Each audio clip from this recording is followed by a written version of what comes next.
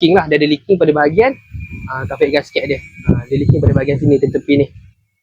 Okay, yang ni kita dah cuci balik dah. Okay, hari ni kita ada sebiji stangkap PVT.